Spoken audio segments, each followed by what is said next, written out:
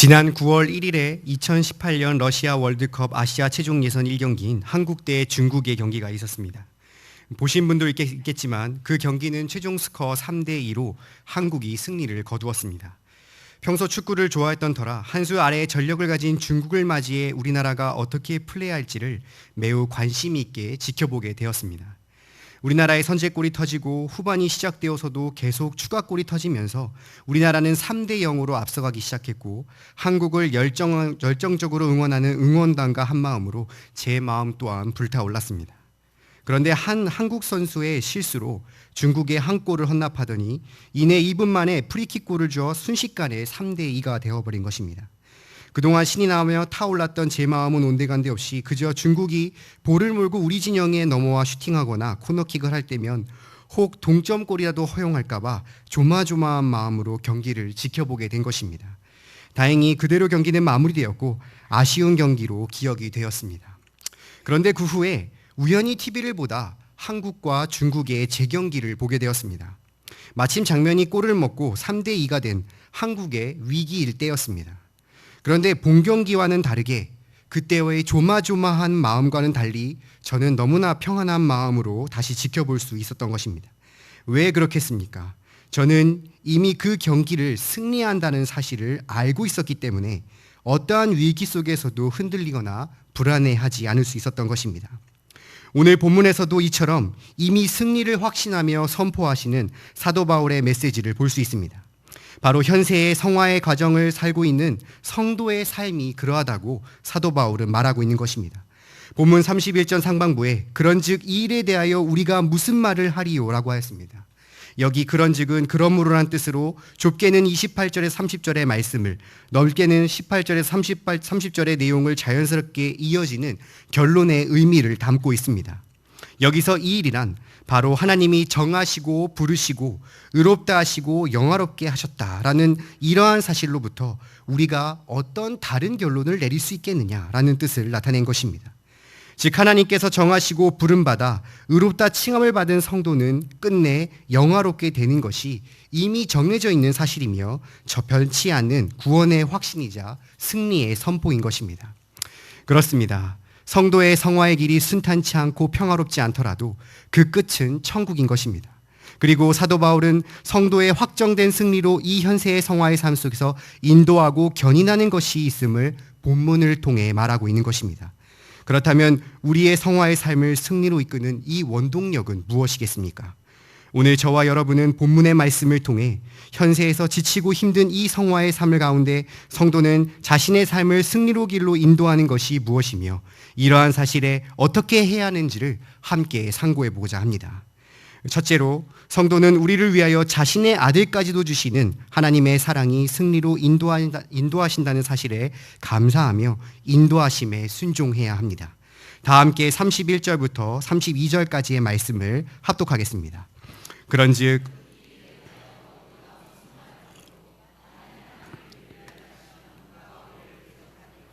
자기 아들을 아끼지 아니하고 우리 모든 사람을 위하여 내어주신 이가 어찌 그 아들과 함께 모든 것을 우리에게 은사로 주지 아니하겠느뇨.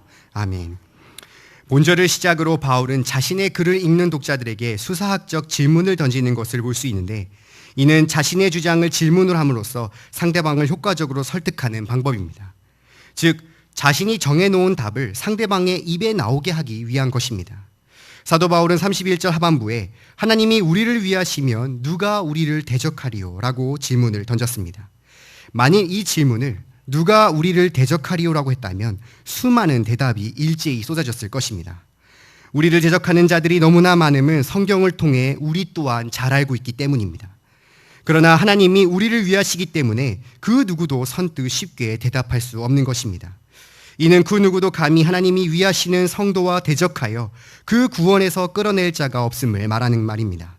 특히 바울은 위하시면과 대적하리오의 두 전치사를 대비시킴으로써 영적 투쟁의 현장에 살아가고 있는 성도 모두는 대적하는 자들을 넉넉히 이길 수 있는 은혜를 이미 보장받았다고 나타내고 있는 것입니다.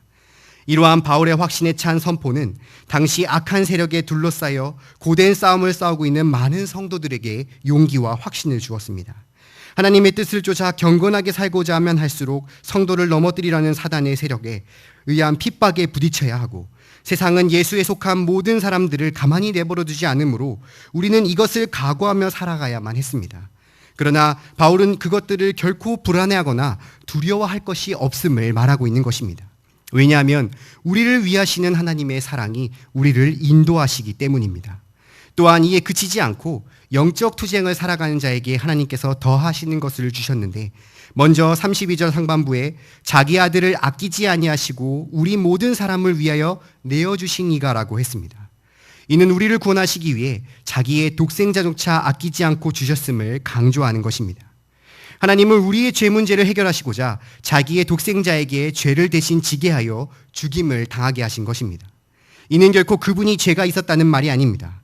우리의 죄를 그분에게 대신 지우시면서까지 죄를 용서하시지 않는 하나님의 절대적인 공의와 독생자를 내어주시기까지 성도를 사랑하시는 하나님의 사랑을 동시에 보여주신 것입니다. 그리고 여기서 더하여 하나님께서는 성도에게 모든 풍성한 은사를 더해 주실 것이라고 하신 것입니다.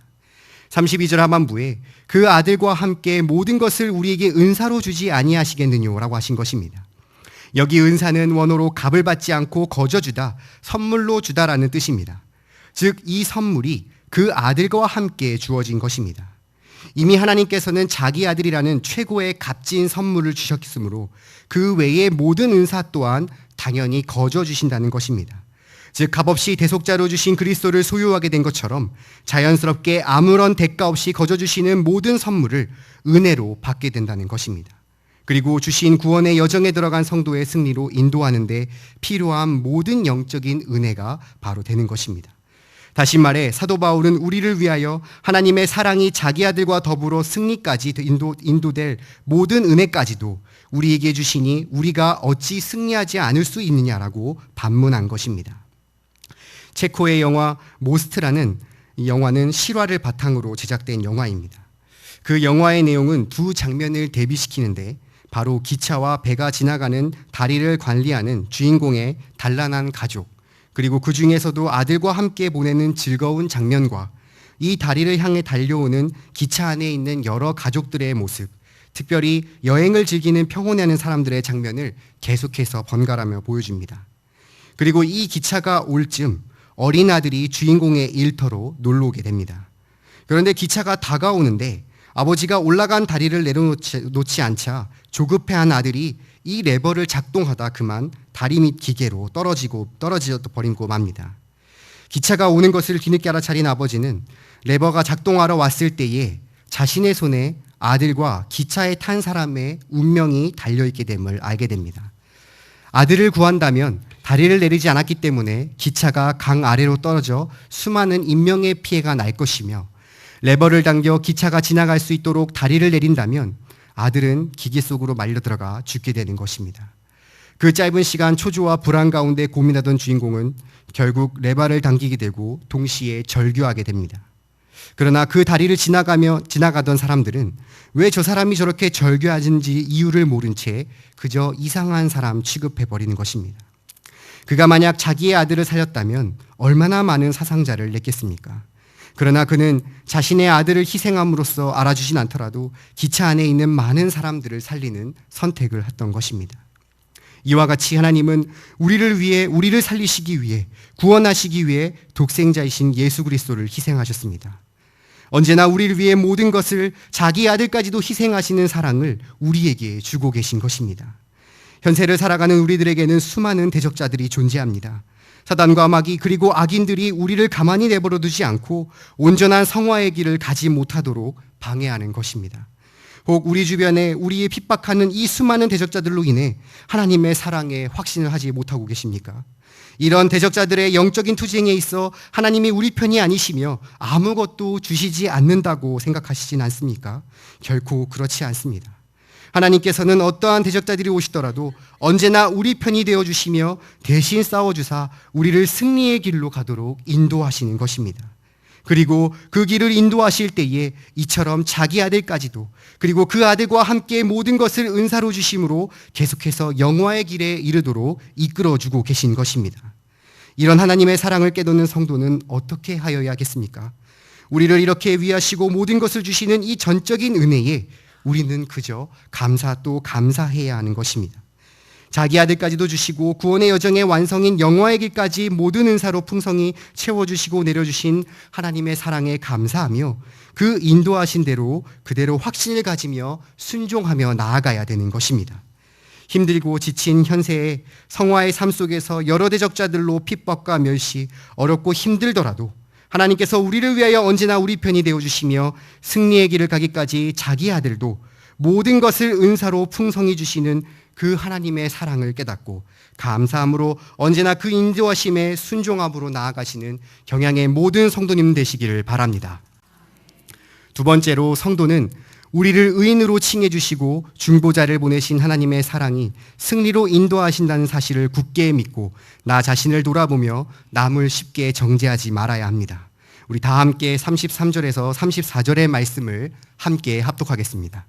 누가 능히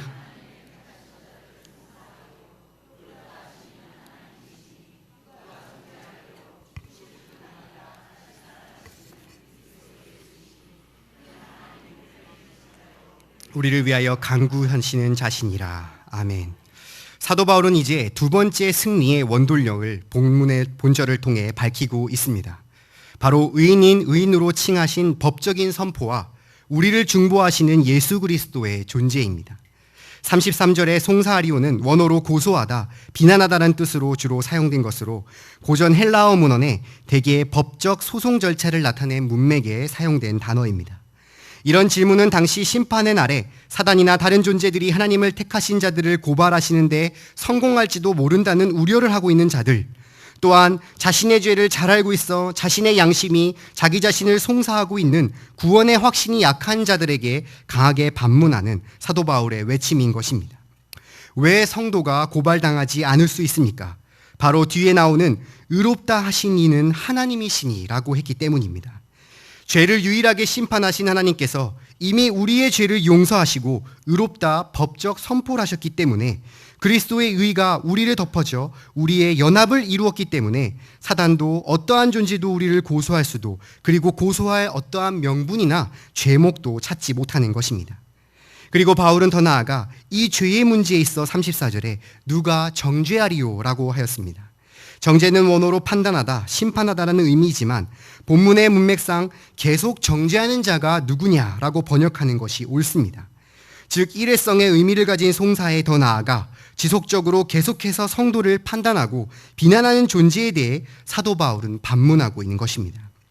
그리고 그 후 성도를 정죄하고 판단하는 것이 정당하지 않는 이유는 바로 예수 그리스도라고 밝히고 있습니다. 그가 우리의 죄를 대신하여 죽으셨고 우리의 의를 위하여 다시 살아나셨으며 하나님의 우편에서 우리를 위하여 간구하셨기 때문이라고 하였습니다.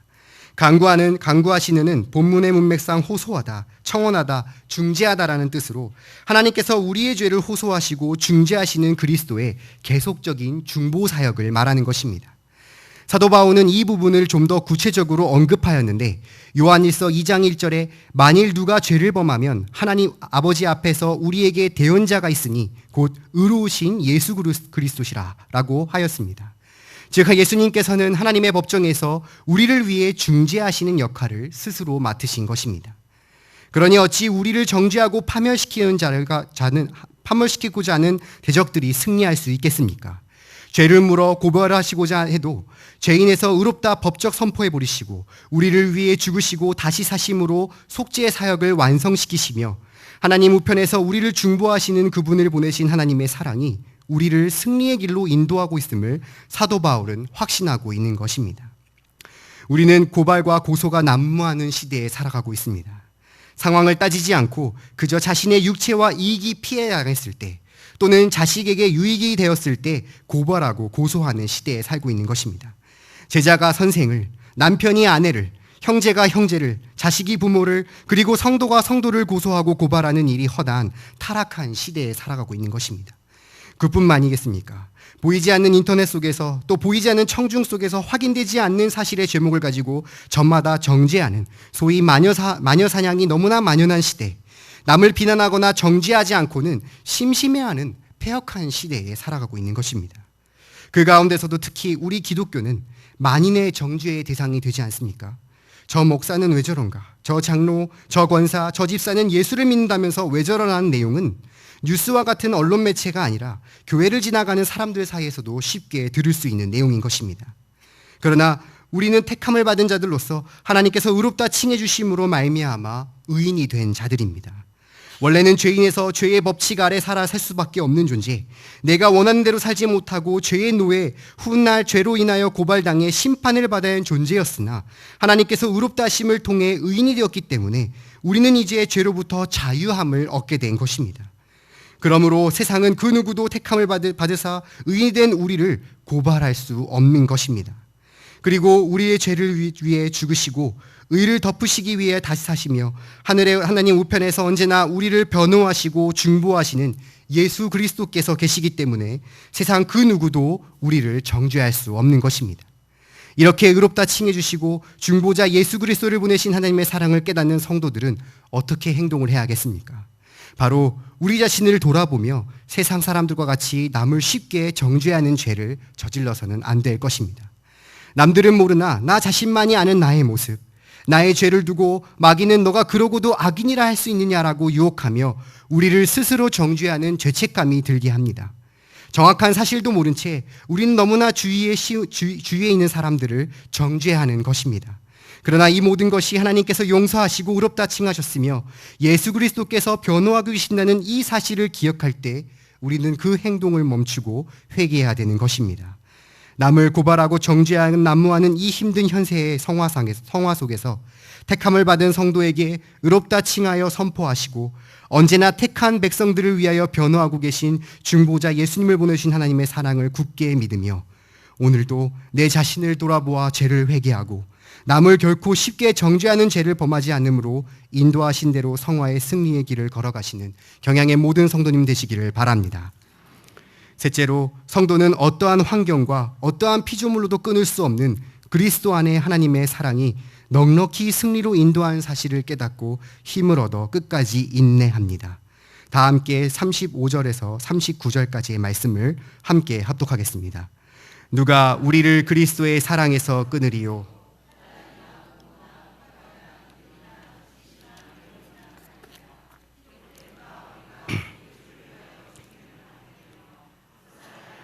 여김을 받았나이다 함과 같으니라. 그러나 모든 일에 우리를 사랑하시는 이로 말미암아 우리가 넉넉히 이기느니라. 내가 확신하노니 사망이나 생명이나 천사들이나 권세들이나 현재일이나 장래일이나 능력이나 높음이나 깊음이나 다른 아무 피조물이라도 우리를 우리 주 예수 그리스도 있는 하나님의 사랑에서 끊을 수 없으니라. 아멘. 이제 사도 바울은 세 번째 승리의 원동력을 본단락에서 얘기하고 있습니다. 성도가 영적 투쟁에서 최후의 승리로 인도되는 이유는 바로 끊을 수 없는 하나님의 사랑이라는 것입니다. 35절 상반부에 누가 우리를 그리스도의 사랑에서 끊으리오라고 한 것입니다. 여기 끊으리오는 나누다, 가르다라는 뜻으로 고전 헬라어 문헌에서 사람이 죽을 때에 영혼이 육체를 떠난다는 표현으로 나타낸 단어입니다. 바울은 이 단어를 사용함으로써 그리스도와 성도 사이에 이 세상 인간이 겪을 수 있는 어떠한 최악의 상황이 올지라도 결코 분리시킬 수 없음을 전달하고 있는 것입니다. 어떠한 최악의 상황입니까? 35절 후반부에 환난이나 공고나 핍박이나 기근이나 적신이나 위험이나 칼이라고 한 것입니다. 이는 우리를 그리스도의 사랑에서 끊을 수 있다고 생각되는 대표적인 인생의 질고 7가지를 제시한 것입니다. 환난은 외적인 환경으로부터 가해지는 압력과 고난을 뜻하고, 공고는 통제할 수 없는 극심한 걱정과 불안을 말합니다. 기근과 적신은 가난뿐만 아니라 사회적 소외를 내포하고 있으며, 핍박과 위험과 칼은 순교자의 목배임, 즉 순교를 뜻하는 것입니다.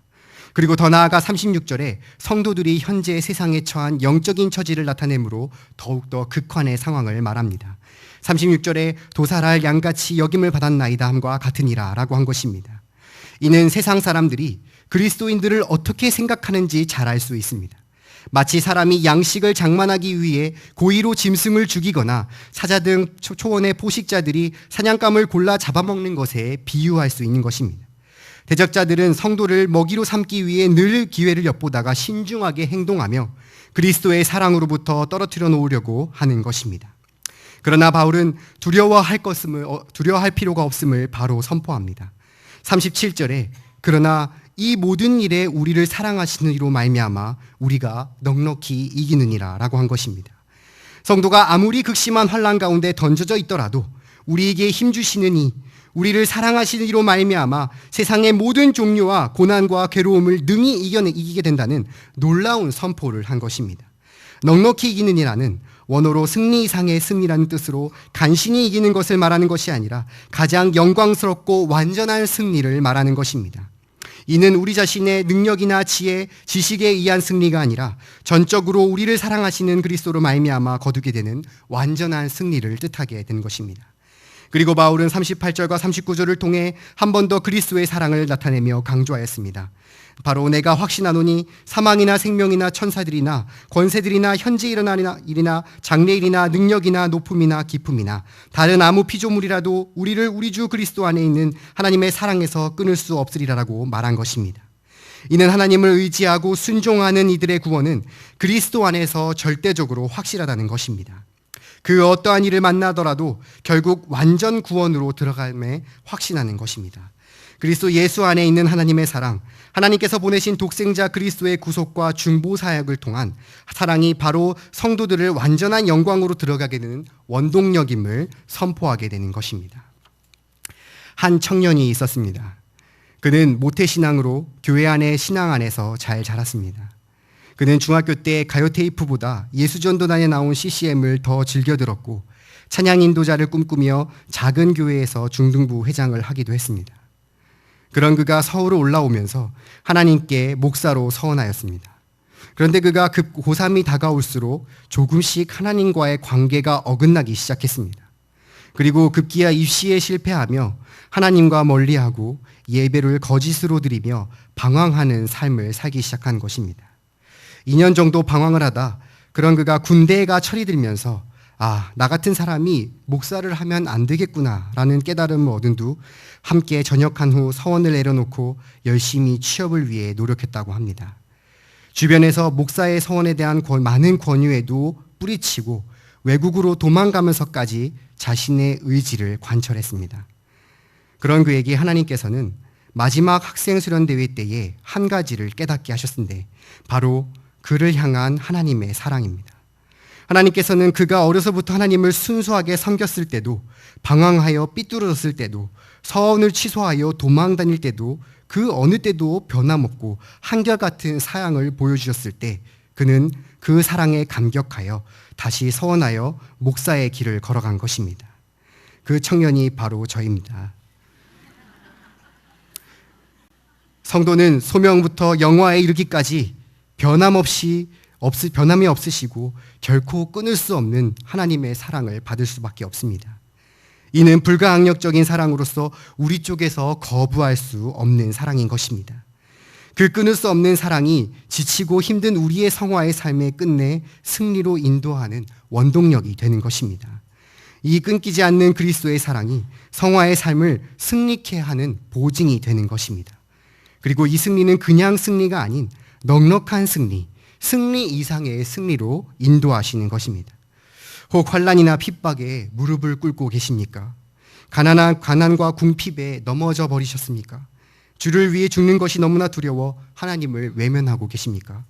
곧 도살당할 양같이 아무것도 못하고 그저 죽음을 당해야 되는 우리의 처지가 너무나 두렵고 떨려 도망다니고 계십니까? 그럴 때일수록 나를 향한 이 끊을 수 없는 하나님의 사랑을 생각하시기 바랍니다.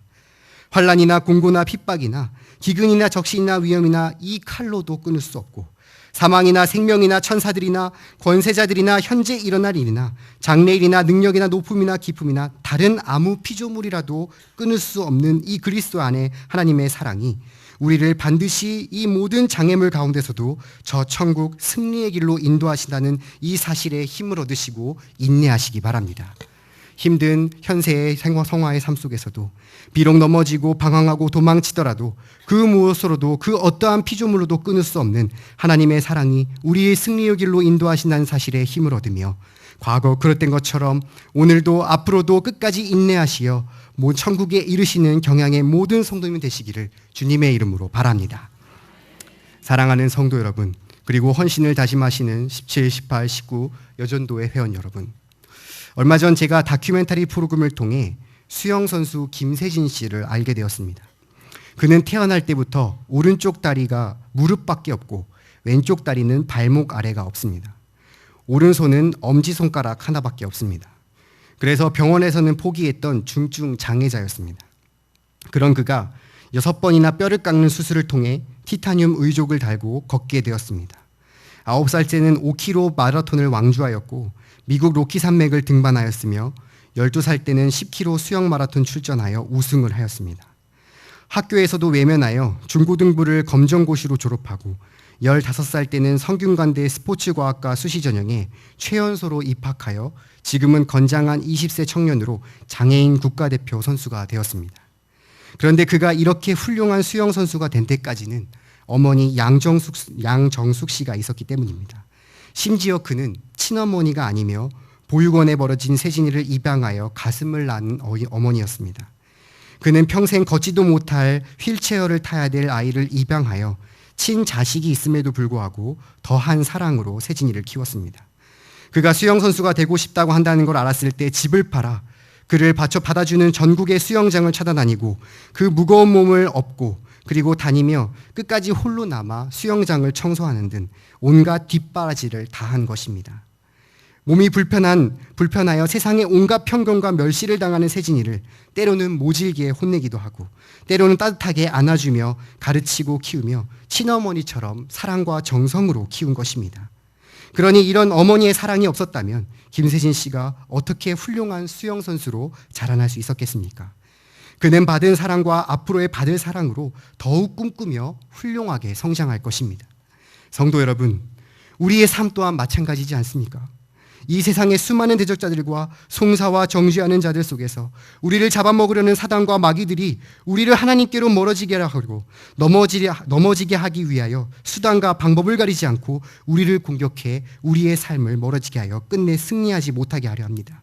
그러나 핍박받고 멸시당하며 유혹하는 이 세상 속에서도 하나님의 사랑이 우리의 승리의 길로 인도하고 계신 것입니다.